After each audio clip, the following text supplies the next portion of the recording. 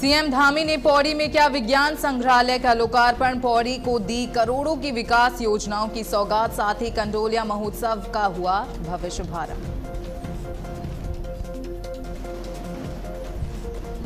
देहरादून के विनोद हत्याकांड का मुख्य आरोपी गिरफ्तार। फरार आरोपियों की तलाश तेज। देहरादून पुलिस ने दी चेतावनी का हत्या के आरोपी बख्शे नहीं जाएंगे।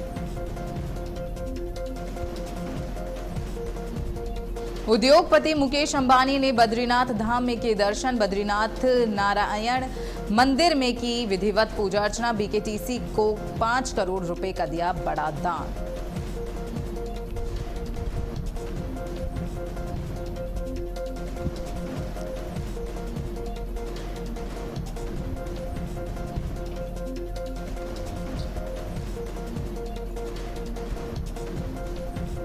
आईटीबीपी हल्दचौर में रक्तदान शिविर का आयोजन। विश्व रक्तदान दिवस पर जवानों ने किया रक्तदान। एसटीएच हल्द्वानी के सहयोग से हुआ। नमस्कार, आप देख रहे हैं भारत अपडेट और मैं हूं आपके साथ जैनिश मसीह। बुलेटिन की शुरुआत करेंगे बड़ी खबर के साथ। तो आपको बता दें, मुख्यमंत्री पुष्कर सिंह धामी का दिल्ली दौरा। गृह मंत्री अमित शाह के साथ सीएम धामी की होगी बैठक। हिमाचल अन्य राज्य के सीएम भी होंगे शामिल। तो ये बड़ी जानकारी, जहां सीएम धामी का दिल्ली दौरा है। आपको बताते चलें कि सीएम धामी आज गृह मंत्री अमित शाह के साथ बैठक में शामिल होंगे। इसी के साथ आपको ये भी बता दें कि इस बैठक में हिमाचल और अन्य राज्यों के सीएम भी शामिल होने वाले हैं।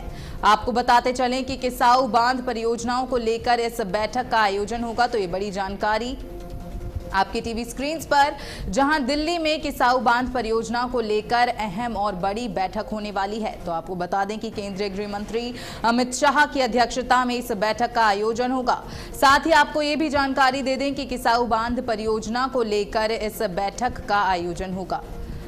आपको ये भी बताते चलें कि इस बांध के पानी से 7 राज्यों को लाभ पहुंचने वाला है। तो ये बड़ी और अहम जानकारी, जहां सीएम धामी का दिल्ली दौरा है। आपको ये भी बताते चलें कि दिल्ली में केंद्रीय गृह मंत्री अमित शाह की अध्यक्षता में बैठक का आयोजन होगा, जहां किसाऊ बांध परियोजनाओं को लेकर इस बैठक का आयोजन होने वाला है। इसी के साथ आपको ये भी बताते चलें कि इस बैठक में सीएम धामी शामिल होंगे। इसी के साथ हिमाचल के सीएम सुक्खू भी इस बैठक में शामिल होने वाले हैं।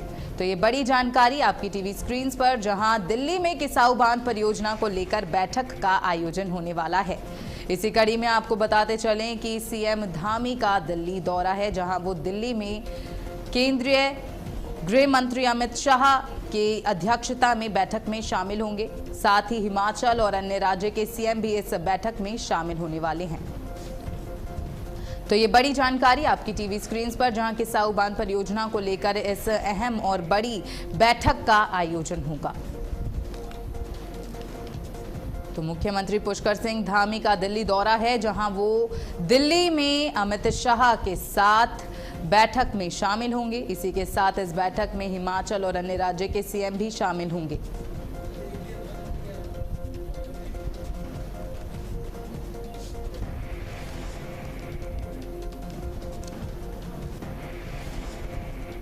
वहीं खबरों में आगे बढ़ते हुए आपको बता दें, मुख्यमंत्री पुष्कर सिंह धामी ने पौड़ी गढ़वाल दौरे के दौरान श्रीनगर रोड पर जिला प्रशासन की ओर से विकसित आधुनिक विज्ञान संग्रहालय का लोकार्पण किया। इसके साथ ही उन्होंने रामलीला मैदान में कंडोलिया महोत्सव का शुभारंभ भी किया। आपको बताते चलें कि इस मौके पर उन्होंने जिले को करीब 110 करोड़ रुपए की 19 परियोजनाओं की सौगात दी, जिनमें 14 योजनाओं का शिलान्यास और 5 योजनाओं का लोकार्पण शामिल है।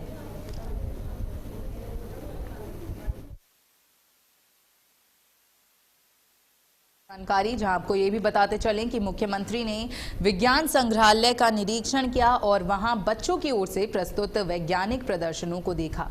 उन्होंने कहा कि ये संग्रहालय छात्रों में विज्ञान के लिए जिज्ञासा, नवाचार और सीखने की भावना को बढ़ावा देगा।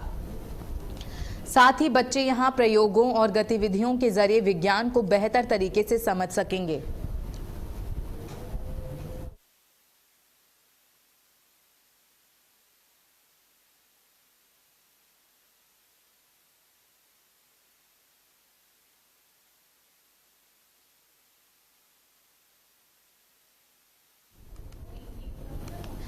इसी के बाद उन्होंने कंडोलिया मंदिर में पूजा अर्चना कर प्रदेश की सुख समृद्धि की भी कामना की।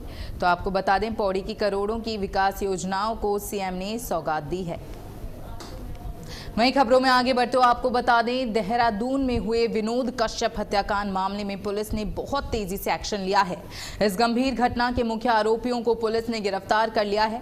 वहीं मामले की गहराई से जांच की जा रही है। केस को मजबूत बनाने के लिए पुलिस घटनास्थल के आसपास के सभी सीसीटीवी फुटेज की जांच कर रही है। इसके साथ ही चश्मदीदों और पत्रकारों से जो भी जानकारियां मिली हैं, उन्हें भी पुलिस रिकॉर्ड में शामिल किया जा रहा है। आपको बता दें कि देहरादून पुलिस के बड़े अधिकारियों का साफ कहना है कि कानून व्यवस्था को बिगाड़ने की छूट किसी को नहीं दी जाएगी और इस अपराध में शामिल हर एक दोषी को सख्त सजा मिलेगी। वहीं पुलिस का यह भी कहना है कि वो न सिर्फ मुख्य आरोपियों बल्कि उनकी मदद करने वाले और छिपे हुए सह आरोपियों की भी पहचान कर रहे हैं। पुलिस ने भरोसा दिलाया है कि जो भी आरोपी अभी फरार हैं, उन्हें भी जल्द से जल्द पकड़कर जेल के पीछे भेज दिया जाएगा। तो आपको बताते चलें, विनोद हत्याकांड मामले में पुलिस की कार्रवाई लगातार जारी है।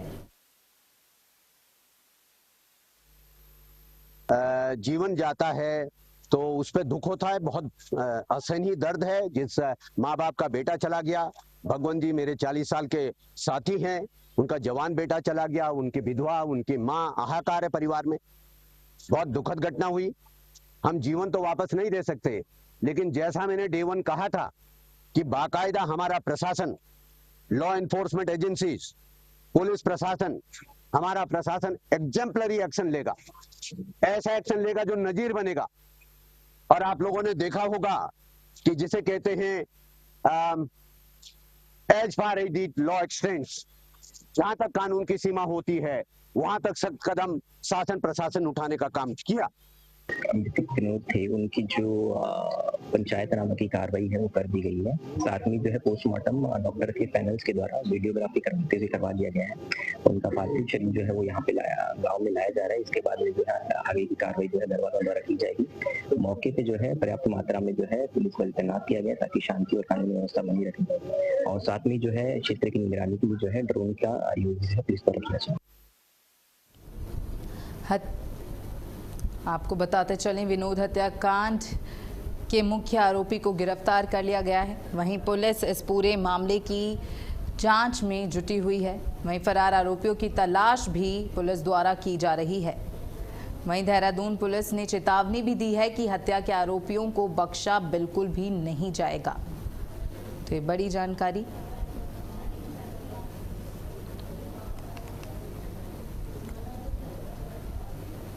इस खबर पर ज्यादा जानकारी के साथ हमारी संवाददाता और देहरादून से ब्यूरो चीफ स्मिता चौहान जुड़ चुकी हैं। तो स्मिता, देखिए, एक और जो मुख्य आरोपी था उसको गिरफ्तार पुलिस द्वारा किया गया है, तो और क्या कुछ मामले में पूरी जानकारी सामने निकल कर आ रही है? बिल्कुल, जैसे बता देते हैं, ये घटना हुई थी, ये शनिवार की घटना बताई जा रही है देर शाम की, जहाँ पर पानी के विवाद को लेकर विवाद इतना बढ़ रहा है कि एक हिंदू युवक की जो है हत्या कर दी जाती है मुस्लिम युवकों के द्वारा, और साथ ही उसके परिवार के अन्य लोगों को भी घायल कर दिया जाता है। जिस बात आक्रोशित जो भीड़ होती है स्थानीय लोगों की, वो इम्तियाज के घर को आग लगा देती है, पत्थरबाजी होती है, रात भर बहुत वहां पे तनाव की स्थिति हो जाती है, जिसके बाद प्रशासन और पुलिस प्रशासन को सूचना दी जाती है और तुरंत मौके पर एसपी हो, डीएम, पीएससी के जवान हो, सभी लोग रात को ही वहां पर पहुंचे क्षेत्र में, और पूरा जो क्षेत्र है वो छावनी में तब्दील है। रात भर उन्हें समझाया जाता है, लेकिन क्या इतनी संभालना थोड़ा मुश्किल हो जाता है। जैसे सुबह होती तो सुबह से ही जो है बुलडोज कार्यवाही शुरू कर दी जाती है और जितने भी आरोपी हैं, आपको बता दें यहाँ पर 35 से 36 आरोपी हैं अज्ञात, जिनके खिलाफ इस पूरे मामले में FIR दर्ज की गई है। जो आरोपी है इम्तियाज, उसे कल शाम को गिरफ्तार कर लिया गया है पुलिस के द्वारा, और इसके साथ ही 4 अन्य आरोपियों को भी गिरफ्तार कर लिया गया है। यानी कि अब तक इस मामले में अगर देखा जाए तो 5 आरोपियों को गिरफ्तार कर लिया गया है, जिसमें से एक मुख्य आरोपी इम्तियाज को भी गिरफ्तार कर लिया गया है। और पुलिस का ये साफ एक्शन है कि इस कृत्य में जितने भी आरोपी शामिल है, चाहे उन्होंने इम्तियाज की मदद की हो छुपाने में या फिर उन्हें भगाने में, उनका किसी भी तरह से साथ दिया है इस साजिश में, तो उसे बख्शा नहीं जाएगा, उनके सख्त कानूनी कार्यवाही होगी और सभी को जो है जेलों की सलाखों के पीछे डाल दिया जाएगा। किसी को भी कानून हाथ में लेने की इजाजत नहीं है, वो कोई भी व्यक्ति हो, कानून पर कोई नहीं है। और हत्या के बाद आया है, हालांकि जो विनोद है उससे ना करके 2 दिन के बाद उसके शव को जो देर शाम दिन संस्कार में पूरा गांव उमड़ा था, जहाँ पर बीजेपी पार्टी के झंडे के बैनर तले नम आंखों से श्रद्धांजलि विदाई दी। हालांकि अच्छा ये है कि 5 आरोपी जो है वो गिरफ्तार हुए, तो एक मुख्य आरोपी उसे गिरफ्तार कर लिया, बाकी अन्य के लिए सभी को पकड़ने के लिए दबिश दी जा रही है, कोशिश की जा रही है। वहीं देखिए स्मिता, जो मुख्य आरोपी था उसके घर पे बुलडोजर कार्रवाई देखने को मिली, तो क्या अन्य आरोपी जो हैं उनके यहाँ पे भी बुलडोजर कार्रवाई की गई है या फिर आने वाले समय में बुलडोजर कार्रवाई देखने को मिल सकती है? बिल्कुल जयनिशा, ये जो बुलडोजर की कार्यवाही हुई थी वो अन्य सभी आरोपियों के घर पर हुई है, सिर्फ इंजाज के घर पर ही नहीं बल्कि शामिल थे। एक सभी के अवैध मकानों को, अवैध कब्जों को गिराया गया था के सुबह की कार्यवाही शुरू हुई थी, जो देर रात तक चल रही थी। देर रात को इम्तियाज के पूरे था, अंधेरे में ही काम को पूरा किया गया था, जिसका माहौल चल रही थी। उस वक्त स्थानीय लोगों में झड़प भी हुई थी, स्थानीय लोगों ने पथराव भी किया था, जिसके बाद पुलिस को हल्का प्रयोग करना पड़ा था लोगों को संभालने के लिए। बात करें तो गांव में ऐतिहासिक तौर पर स्मिता, इस पूरी जानकारी के लिए आपका बहुत बहुत धन्यवाद। तो देहरादून पुलिस की बड़ी चेतावनी देखने को मिली है, जहां पुलिस ने साफ कहा है कि हत्या के जो आरोपी होने किसी भी रीति से बख्शा नहीं जाएगा। इसी के साथ आगे बढ़ते हुए आपको बता दें, विद्यालय शिक्षा विभाग में प्राथमिक और उच्च प्राथमिक शिक्षकों के लिए टीईटी अनिवार्यता को लेकर सरकार ने जल्द समाधान निकालने के निर्देश दिए हैं। शिक्षा मंत्री धन सिंह रावत ने अधिकारियों को शिक्षक संगठनों से बातचीत कर एक सुसंगत प्रस्ताव तैयार करने को कहा है। साथ ही अन्य राज्यों में टीईटी से जुड़े फैसलों का अध्ययन कर रिपोर्ट देने के निर्देश भी दिए गए हैं। बैठक में शिक्षकों की पदोन्नति से जुड़े मामलों पर भी चर्चा हुई और उच्च न्यायालय में लंबित याचिकाओं में तेजी से पैरवी करने के निर्देश दिए गए। इसके अलावा पीजीआई रैंकिंग में सुधार, छात्रों की विभिन्न गतिविधियों में भागीदारी, 100% साक्षरता और विभागीय सुधारों पर भी जोर दिया गया है। सरकार का लक्ष्य है कि शिक्षकों की समस्याओं का समाधान जल्द किया जाए और शिक्षा व्यवस्था को और ज्यादा मजबूत बनाया जाए। वहीं आगे बढ़ते हुए आपको बता दें, कैबिनेट मंत्री गणेश जोशी ने कैंप कार्यालय में मसूरी विधानसभा क्षेत्र के भिलारू में प्रस्तावित स्टेडियम को लेकर जिला प्रशासन, खेल विभाग, वन विभाग और पेयजल निगम के अधिकारियों के साथ बैठक की। उन्होंने अधिकारियों को भी दिशा निर्देश दिए। इसी के साथ आगे बढ़ते हुए आपको बता दें, उद्योगपति मुकेश अंबानी ने हाल ही में बद्रीनाथ धाम पहुंचकर भगवान बद्री नारायण के दर्शन किए। दर्शन के दौरान उन्होंने मंदिर में विधिवत पूजा अर्चना की और देश की सुख समृद्धि के लिए प्रार्थना भी की। इस मौके पर उन्होंने बद्रीनाथ में चल रही व्यवस्थाओं को और बेहतर बनाने के लिए बड़ा कदम उठाया। उन्होंने बीकेटीसी को 5 करोड़ रुपए की धनराशि दान स्वरूप प्रदान की है। ये राशि मंदिर की सुविधाओं, श्रद्धालुओं की व्यवस्थाओं और विकास कार्यों में उपयोग की जाएगी। इस पहल से तीर्थयात्रियों को बेहतर सुविधाएं मिलने की उम्मीद जताई जा रही है। तो उद्योगपति मुकेश अंबानी बद्रीनाथ धाम पहुंचे, जहां उन्होंने बद्रीनाथ नारायण मंदिर में विधिवत पूजा अर्चना की। बद्री नारायण मंदिर में उन्होंने पूजा अर्चना की। इसी के साथ बीकेटीसी को उन्होंने 5 करोड़ रुपए का बड़ा दान भी दिया। वहीं चमोली में जिलाधिकारी की अध्यक्षता में जनता मिलन कार्यक्रम आयोजित किया गया, जिसमें लोगों की समस्याओं को तुरंत सुनकर समाधान पर जोर दिया गया। डीएम ने साफ कहा कि सीएम हेल्पलाइन की शिकायतों में किसी भी तरह की लापरवाही बर्दाश्त बिल्कुल भी नहीं की जाएगी। कार्यक्रम में दूर दराज के इलाकों से आए लोगों ने सड़क, बिजली, पानी, स्वास्थ्य और पुल निर्माण से जुड़ी समस्याएं रखी। वहीं जिलाधिकारी ने सभी शिकायतों को गंभीरता से सुना और संबंधित अधिकारियों को तुरंत कार्रवाई के निर्देश भी दिए। नैथोली गांव को सड़क से जोड़ने के लिए स्थलीय निरीक्षण के आदेश भी दिए गए, जबकि कुछ सड़कों और झूला पुल की मरम्मत में तेजी लाने को कहा गया। डीएम ने अधिकारियों को निर्देश दिया कि शिकायतों का निस्तारण सिर्फ कागजी नहीं बल्कि वास्तविक और समय पर होना चाहिए। उन्होंने कहा कि जनता की समस्याओं का समाधान स्थानीय स्तर पर ही प्राथमिकता से किया जाए और सभी विभाग पूरी जिम्मेदारी के साथ काम करें। वहीं अगली खबर देहरादून से है, जहां आपको बता दें कि अपर मुख्य निर्वाचन अधिकारी डॉक्टर विजय कुमार जोगंदे ने सचिवालय में सभी जिलाधिकारियों के साथ वीडियो कॉन्फ्रेंस कर विशेष गहन पुनरीक्षण अभियान की समीक्षा की। इस दौरान उन्होंने जिन जिलों में गणना फॉर्म वितरण अच्छा रहा उनकी सराहना की और बाकी जिलों को तेजी से कार्य करने के निर्देश दिए। जहां कार्य धीमा है वहां अतिरिक्त मोबाइल टीमों की तैनाती कर वितरण और डिजिटलाइजेशन में तेजी लाने को कहा गया। उन्होंने बताया कि प्रदेश में 88.48%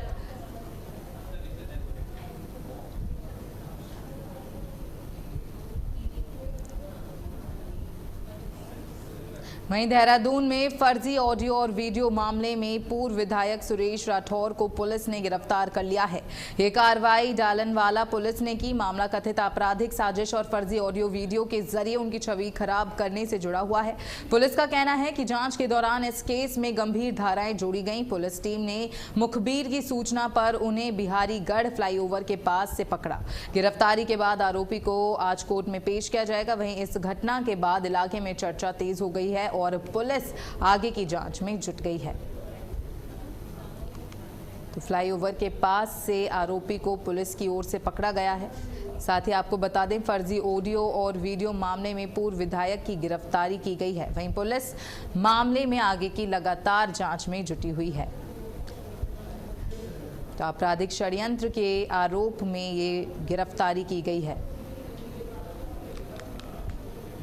वहीं आपको बता दें कि ऋषिकेश के चीला बैराज मार्ग पर दो वाहनों की आमने सामने टक्कर हो गई। टक्कर के बाद एक वाहन का चालक घबरा गया और वो चीला नदी में कूद गया। मौके पर मौजूद स्थानीय लोगों ने तुरंत साहस दिखाते हुए नदी में छलांग लगाई और चालक को सुरक्षित बाहर निकाल लिया। इसके बाद उसे प्राथमिक उपचार दिया गया और उसकी हालत स्थिर बताई गई। हादसे की वजह से कुछ समय के लिए मार्ग पर यातायात बाधित रहा। पुलिस ने मौके पर पहुंचकर स्थिति को संभाला और चालक को उसके परिजनों के सुपुर्द कर दिया। वहीं प्रारंभिक जांच में तेज गति और ट्रैफिक नियमों के उल्लंघन को हादसे की वजह माना जा रहा है। तो दो वाहनों की आमने सामने टक्कर हुई जिसके बाद ये बड़ा हादसा हुआ। वहीं खबरों में आगे बढ़ते हुए आपको बता दें रुद्रप्रयाग में सुबह सूचना मिलने पर एसडीआरएफ टीम तुरंत रुद्रप्रयाग पेट्रोल पंप के पास पहुंची, जहां एक व्यक्ति करीब 30 मीटर गहरी खाई में गिरकर घायल हो गया था। कथित हालात के बावजूद आपको बताते चलें कि टीम ने तेजी से रेस्क्यू अभियान चलाया और घायल को सुरक्षित बाहर निकाल लिया गया। इसके बाद उन्हें पुलिस के सुपुर्द किया गया और फिर इलाज के लिए अस्पताल भेज दिया गया। इस पूरी कार्रवाई में एसडीआरएफ ने त्वरित, साहसी और सराहनीय भूमिका निभाई, जिससे एक व्यक्ति की जान बच पाई। तो कठिन हालातों के बावजूद एसडीआरएफ ने ये बड़ी कार्रवाई की और एक व्यक्ति की जान बचाई। वहीं खबरों में आगे बढ़ते हुए बता दें कि चमोली में जिला प्रशासन, स्वास्थ्य विभाग, यूकाडा और एम्स प्रशासन के सहयोग से एक मरीज को गंभीर हालत में हेलीकॉप्टर के जरिए एम्स ऋषिकेश भेजा गया। मरीज की हालत नाजुक होने पर डॉक्टरों ने उन्हें तुरंत उच्च स्तरीय इलाज के लिए रेफर किया। इसके बाद एयर एम्बुलेंस सेवा का इस्तेमाल करते हुए उन्हें हेलीपैड से एम्स भेजा गया ताकि समय पर इलाज मिल सके।